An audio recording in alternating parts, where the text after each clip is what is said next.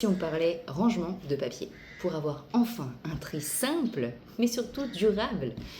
Je sais pas toi, mais moi j'aime pas trop ranger les papiers. Et bien souvent, bon nombre de femmes procrastinent.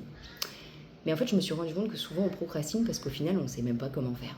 On est perdu. Et donc c'est de ça que j'ai envie de te parler. Parce que quand c'est flou, ou quand la tâche te paraît énorme, ton pote le cerveau là, il va certainement pas t'inciter à aller ranger. Il va te dire non mais laisse, à la prochaine fois. Et toi, tu vois tout s'accumuler, tu vois tous les papiers à gauche, à droite, dans la cuisine, dans le bureau, sur la table, et tu te dis, my God. Et le jour où tu dois le faire, 2 ou 3 fois par an, t'as qu'une hâte, c'est que cette tâche-là ne se répète jamais. Parce que c'était tellement long, c'était tellement chiant. Donc aujourd'hui, on va parler de tout ça. De comment structurer ce flux de papier entrant pour que ce soit le plus simple, mais surtout pour que ça m'amène moins de charge mentale, en tout cas pas plus. La première chose que j'aimerais te parler, c'est est-ce que tu as prévu chez toi un espace spécial pour les papiers? Ça peut paraître bête, insignifiant, mais moi personnellement avant j'en avais pas. Et effectivement, je veux balancer ça un peu partout. Depuis que j'ai instauré un endroit spécial, tous les papiers vont là-dedans. Au moins comme ça, je n'ai plus besoin de chercher. Et c'est tellement plus simple. En fait, s'il n'y a pas de rangement, eh ben, ça va être difficile à ranger. Attention, ce fameux espace-là, il doit être adapté à ton fonctionnement. Pour moi, c'est à l'entrée de mon salon où il y a le meuble à café, d'accord? Alors, il est caché, d'accord? Les personnes ne le voient pas. Mais parce que c'est mon fonctionnement. Peut-être que pour toi, ça va être dans ta cuisine, une autre personne dans sa chambre. Il faut bien que tu regardes la configuration de ta maison et te dire, ok, c'est quoi la première porte, la première pièce dans laquelle je rentre. Si tu décides de mettre cet espace à papier à l'autre bout et que ça te demande des efforts supplémentaires, déjà finito pipo, ça va pas durer longtemps, 2 semaines, 3 semaines, puis après tu vas recommencer dans tes anciennes habitudes. L'organisation doit venir nous simplifier la vie. Voilà, au moins c'est dit. Donc regarde la pièce qui, selon toi, serait le mieux, d'accord? Tu rentres, tu as tous les trucs des enfants, etc. Tu dois peut-être les déchausser. Ok, le mieux, paf, c'est de le poser là. C'est peut-être derrière la porte. Ça peut être un organisateur, un trieur, ça peut être comme moi, juste un bac. Et attention, si tu as un espèce de petit bac là, mais que par-dessus il y a un couvercle, juste le fait qu'il y ait ce couvercle-là, ça pourrait déjà t'empêcher d'aller mettre ce papier-là. C'est hyper important de laisser ce bac-là sans rien. D'accord? Parce que du coup, c'est une action en moins à faire. Tu les mets dedans, et puis voilà.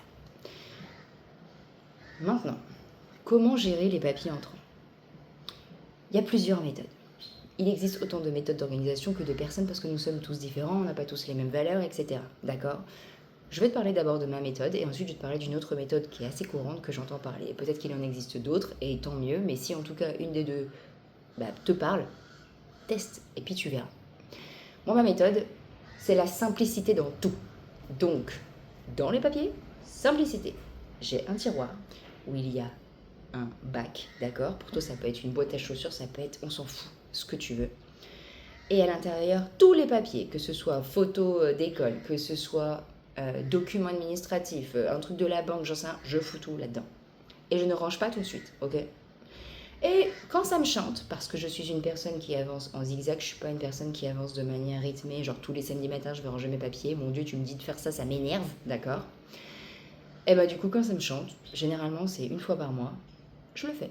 Mais du coup en fait c'est une petite dose de papier, c'est plus comme avant, 3 mois que je laisse. Et vu que je sais que tout est au même endroit, en fait ça me donne encore plus envie de le faire parce que je me dis ça va être rapide. Et qu'est-ce que j'ai fait personnellement? Donc j'ai ce fameux bac, ok? Et juste en bas, en fait j'ai mis tous mes papiers aussi dans des pochettes. Donc il y en a un, il y a marqué, je sais pas, loyer, maison, électricité, etc. Et donc en fait j'ai plus qu'à ouvrir, hop, je fous la facture, je prends le prochain. En fait tout est à proximité. Voici ma méthode qui m'aide. Mais maintenant voici une autre méthode. En gros c'est d'utiliser un organisateur. C'est-à-dire que tu ouvres la porte d'entrée, c'est l'endroit où tu dois mettre les affaires. Et à l'intérieur de cet organisateur, il y a une partie à traiter, une partie papier à suivre, parce que peut-être que c'est en collaboration avec quelqu'un où tu attends une réponse une partie papier à classer et une partie souvenir, ce que tu veux. En fait, cette méthode-là permet de structurer dès le départ. Et en fait, plus tard, tu n'as plus qu'à prendre dans, je sais pas, la partie à traiter et te dire, ok, samedi matin, là, je sais que j'ai tout ça à traiter. Nous sommes tous différents. Donc, peut-être juste le fait que déjà de devoir classer alors que tu as toutes les affaires, les courses, les trucs et les machins, déjà, c'est peine perdue. En tout cas, pour moi, c'est peine perdue. C'est pour ça que je t'en parle, parce que bien souvent, on teste des choses qui ne nous conviennent pas. Avant même de commencer un truc, demande-toi, est-ce que ça va me demander plus d'efforts? Est-ce que ça va être plus simple? Est-ce que ça va me saouler? Comment j'agis d'habitude? Voilà. Maintenant, autre chose que je voulais te parler, c'est d'enlever les enveloppes immédiatement si c'est pas nécessaire. Pourquoi? Parce que du coup, ce sera encore plus simple la prochaine fois. En fait, il faut que tu penses à la simplicité. C'est-à-dire que chaque action supplémentaire peut t'amener à encore moins le faire. Donc si tu sais que c'est pas important cette enveloppe-là, enlève-le. Comme ça, la prochaine fois, tu vois directement si c'est le papier des impôts. Ok? En fait, ça t'évite d'accumuler des petites tâches. Donc voilà, c'est le sujet que j'avais envie de vous parler aujourd'hui parce qu'au final, je pense qu'on se pense tous sur le sujet en tant que femme, en tant que maman.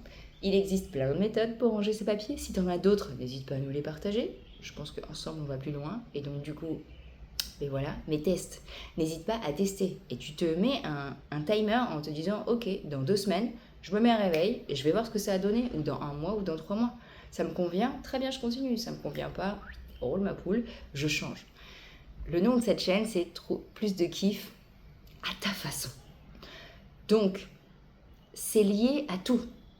À ton énergie, à ton organisation, à ton épanouissement professionnel, à tes relations, etc.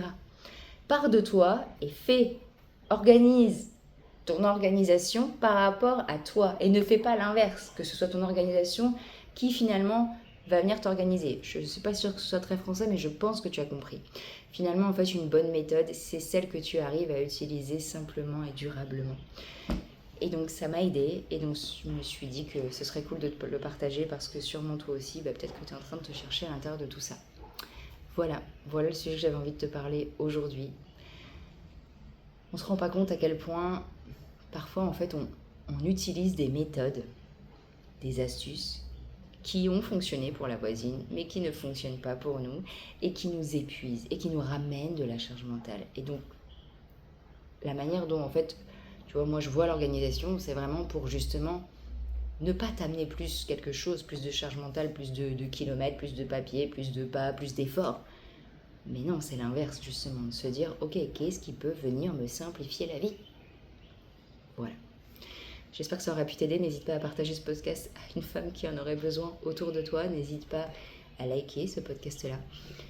J'aime bien vous partager comme ça des petites astuces. En ce moment, je suis dans ma période de rangement. Je sais pas vous, si ça vous arrive, mais là, en ce moment, je réorganise tout. C'était pas forcément le bordel à non plus finir, non. Mais j'ai envie que ce soit encore plus fluide. Donc voilà. Et du coup, je me suis souvenue de ça. Je me suis dit, oui, mais c'est vrai qu'en fait, c'est devenu banal, mais j'ai trop envie de vous partager parce que moi, ça avait fait une grande différence. Voilà. Je vous dis à très bientôt dans un nouveau podcast. Je vous fais des gros bisous. Et